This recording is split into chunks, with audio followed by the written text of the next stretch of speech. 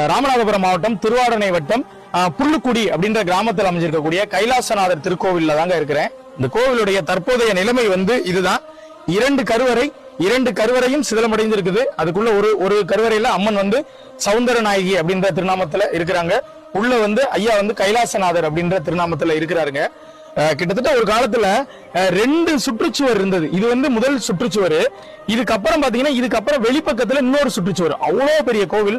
இந்த கோவிலோடைய நிலம் மட்டும் பாத்தீங்கன்னா கிட்டத்தட்ட ஒரு 12 ஏக்கர் நிலப்பரப்புல விரிஞ்ச ஒரு சிவன் கோவிலா இருந்திருக்கு அந்த காலத்துல, பாண்டியர்களோட காலத்துல.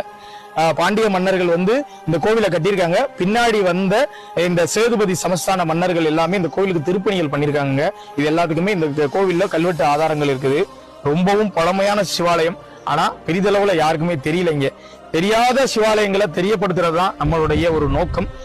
நாங்க எங்களுடைய கடமையை இந்த காணொலி வாயிலா உங்ககிட்ட சேர்த்திருக்கோங்க. நீங்க என்ன பண்ணணும்னா ஒரே ஒரு ஷேர் பண்ணுங்க. நீங்க பண்ணக்கூடிய ஷேரை வச்சு இன்னும் 4 பேர் ஷேர் பண்ணுவாங்க. வெளி உலகத்துக்கு இந்த கோவில்